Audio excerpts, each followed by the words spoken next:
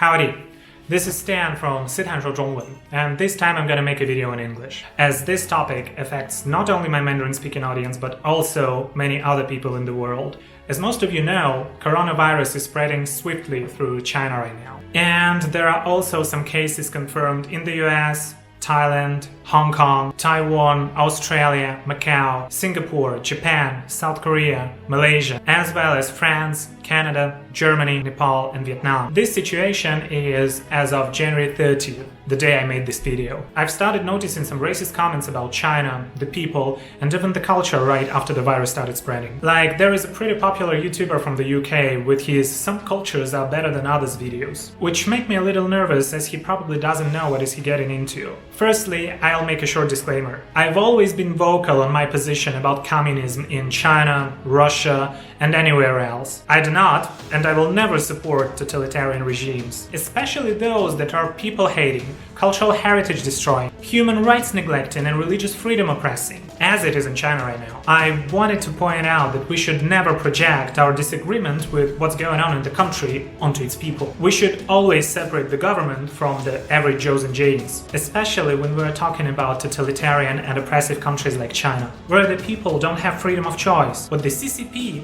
the Chinese Communist Party, is doing is inhumane to its core. But it is not the average people in China who should be blamed for that. Yes, sometimes there are people who behave badly and irresponsibly, like the lady who took some paracetamol to hide the symptoms of the virus before getting on the plane. But the people like that can be found in every country. Yes, hygiene is the big concern in the wet markets, and the lack of hygiene control on Huanan seafood market was probably one of the reasons why the virus started spreading. But it is not the people who wanted to spread the disease on purpose. It is the government who hid the outbreak up until the last moment when it was already too late. The same situation happened in Chernobyl when all the key government officials knew about the disaster, but did nothing to inform the citizens and the world. Totalitarian regimes will always find someone to blame other than themselves. It's the US's fault.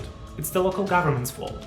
It's the human factor. Whatever. Everyone else is to blame but the Secretary General or the chairman and the party. The people in China have been held captive by the CCP for 70 years. They suffered through the Cultural Revolution, the Great Leap Forward. They were crushed by tanks on Tiananmen Square. And the current virus situation occurred as the result of the failed policies by the totalitarian government. We should not blame the victims. They are just ordinary citizens of China. They have had their cultural heritage destroyed for 70 years. They've suffered through multiple famines, and they've been brainwashed by the party they didn't elect. But at the same time, China is a world, I'm not using the word country on purpose, of rich culture, vivid traditions, and many different religions. It's a place of friendly and welcoming people, breathtaking views, and delicious cuisine. Centuries-old culture, literature masterpieces, traditional art, calligraphy, unique architecture. These things are also China. Today, I'm gonna teach you guys one thing in Mandarin.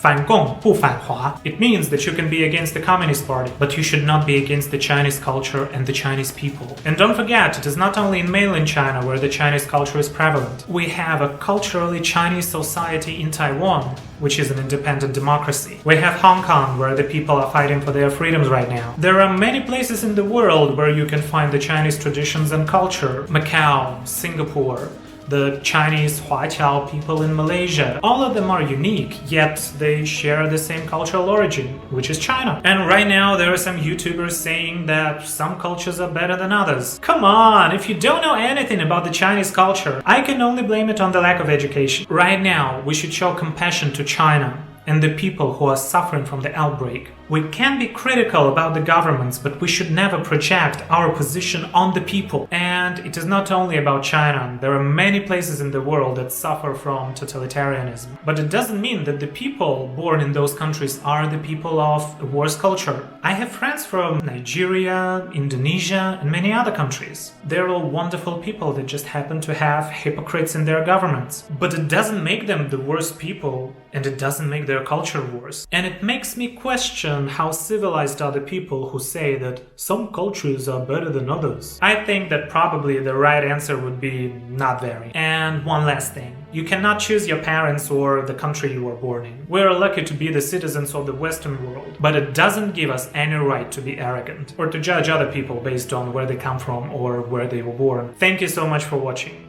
This is Stan from 斯坦说中文. If you like the videos I make, please feel free to press like, subscribe, leave a comment, and see you next time. 下一个影片会是个中文影片，拜拜。